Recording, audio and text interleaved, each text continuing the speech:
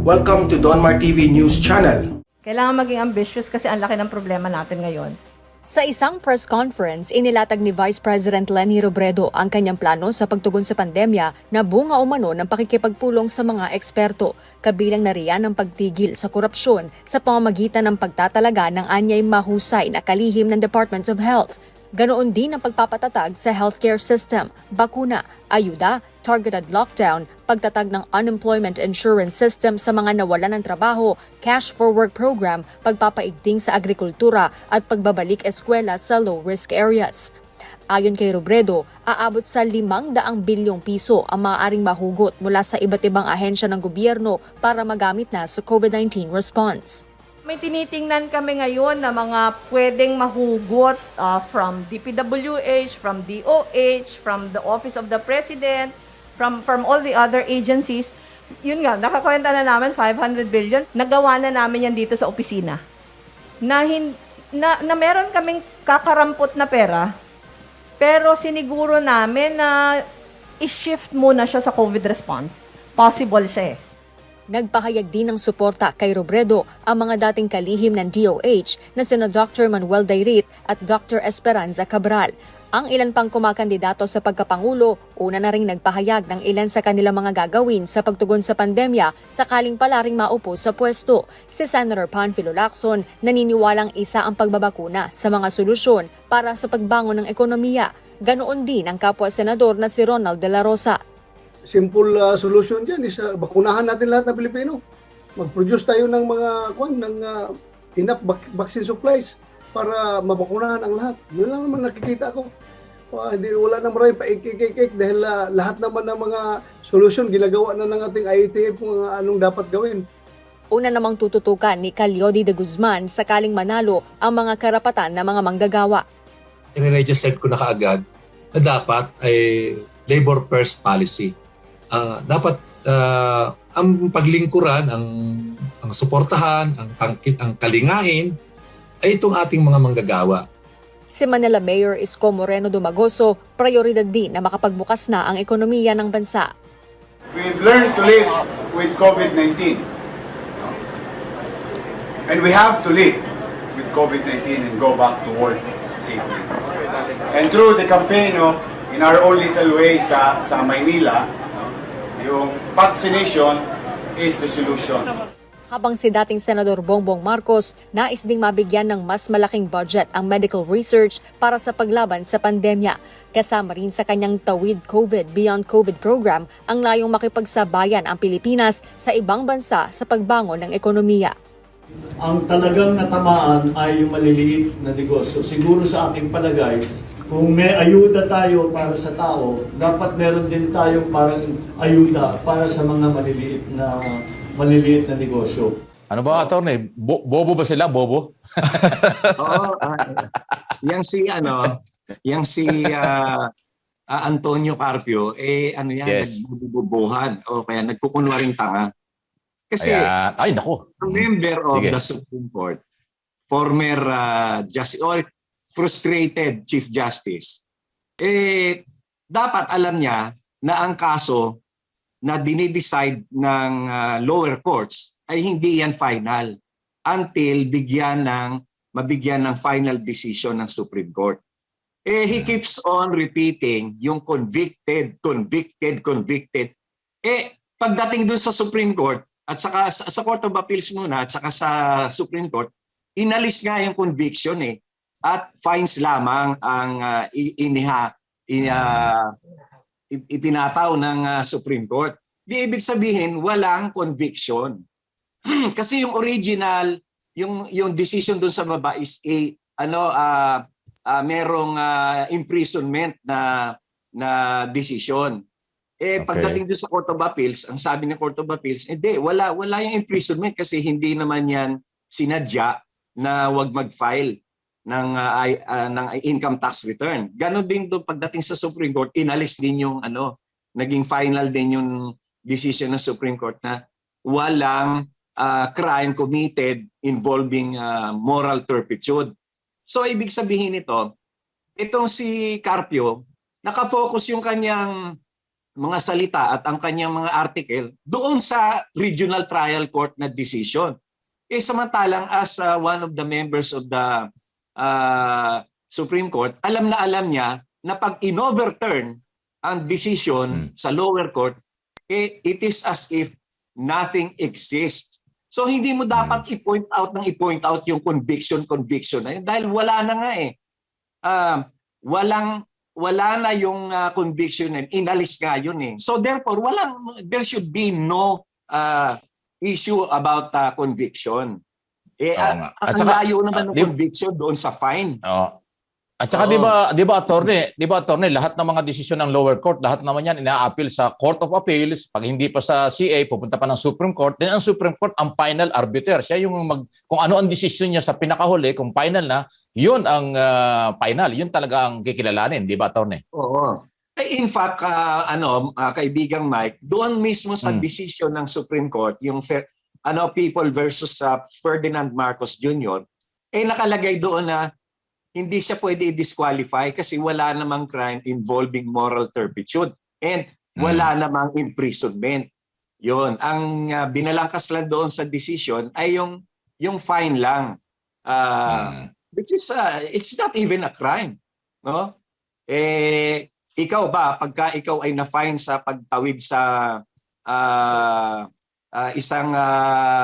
sa jaywalking, it's not a crime. It is a violation of ordinance. Kaya ikaw minumultahan. Walang crime doon. Itong si Carpio, halata mo na nagpo-propaganda against BBM kasi frustrated Chief Justice yan eh. Alam mo si BBM is perceived as an ally of the administration, the Duterte administration. And he is being perceived as friendly to President Duterte, which is just true. So galit na galit yan si Carpio kasi nag-apply yan na Chief Justice akala niya porket taga Davao siya at porket kamag-anak niya si yung kapitapitagang husband ni Mayor Inday Sara. Mayor Sara. Akala niya ma-appoint siya. Alam mo, yung pagkakaalam ko naman yung si Attorney Mans naman, hindi naman nakikialam sa ganyan, hindi nanghihimasok.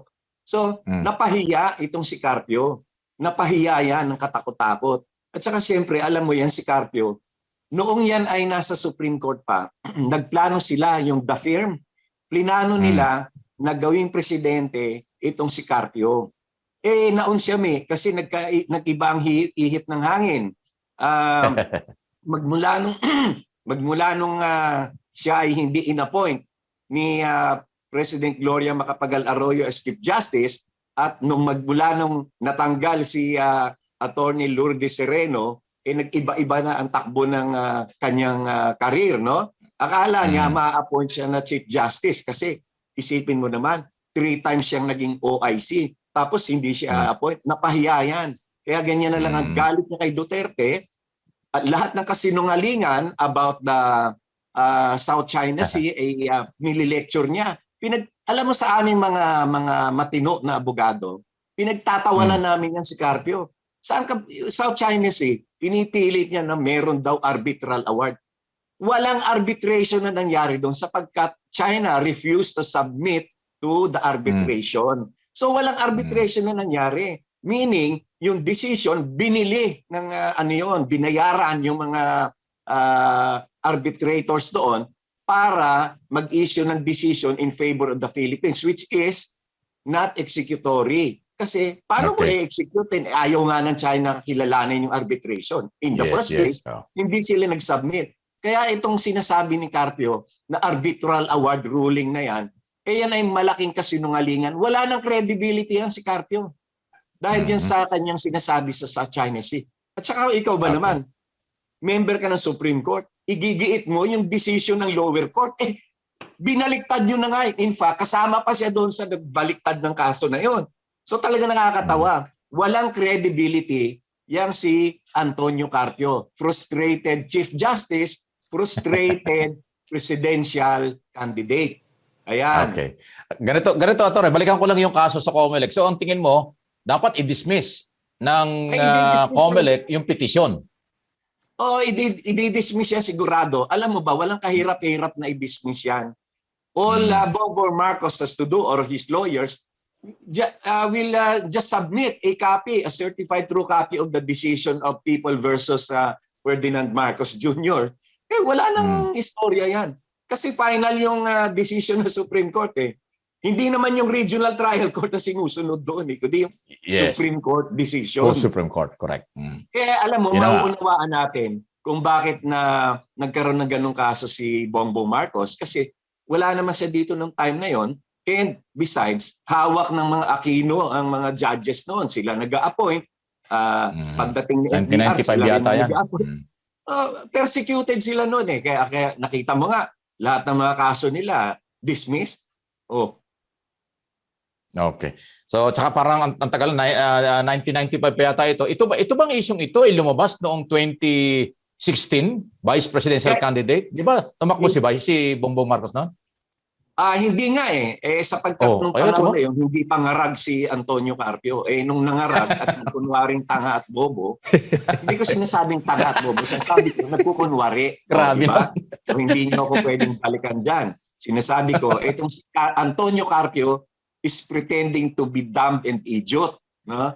Isipin mo, Supreme Court Justice ka, tapos ang paniniwalaan mo, yung decision ng Regional Trial Court. Oo nga naman. Totoo yan. Ako, attorney, bago ako, nung reporter ako, tagal ko nagko-cover ng korte, talaga kaya alam ko yung proseso niyan Pagdating sa yung decision ng local, ng RTC, wala yan. Ang Supreme Court, ang pupuntahan natin, yan ang pinakamataas. Ganun naman talaga Pero ito, sabi mo noong 2016, matino pa si Carpio, ngayon hindi na. Natawa naman ako doon. Ikaw talaga, attorney. Sige, sandali, si Jade, may tanong sa'yo. Pag ikaw talaga kausap namin, talagang grabe, direktahan talaga Attorney, si Jade, partner. Well, attorney, bukod kay Justice Carpio, kung hindi ako nagkakamali, kabilang din sa mga nag-file ng petition laban kay BBM is si dating spokesperson na si Attorney Chidorte. Tama? At tama. At saka itong yung ruling naman ng SC na hindi talaga baga sinasabing hindi naman convicted dito si BBM nasa archive naman yan. Sa tingin ho ba niyo, aware ho ba sila, nakikita ba nila ito, or talagang sinasabi po ninyo na this is part of strategy, political strategy baga? Alam nila yan lalo pa si Carpio nasa Supreme Court siya nung time na nilabas yung decision nung August 14, 2009. August 14, 2009 lumabas yung decision na yan. Nandiyan naman si Carpio noon at yan naman si Te siyempre kung ikaw ba naman ay isang professor ng law sa UP, no less than UP at kayo ay nag-aaral palagi ng mga latest jurisprudence, lalo pa yan dahil it's a landmark case, no? Hindi pwedeng hindi niya alam yan. Alam mo, masama lang kasi ang loob niyan si Te kasi the only decent paying job that he had, yung pagiging spokesman ng Supreme Court, nawala magmula nung nasipa si Attorney Lourdes Sereno. Kasi ang talagang totoong amo lang naman niya ay si Lourdes Sereno. Ang nag-hire sa kanya sa Supreme Court ay si Lourdes Sereno. Actually, wala naman talagang item ng spokesman noong panahon na nag-Chief Justice si Sereno.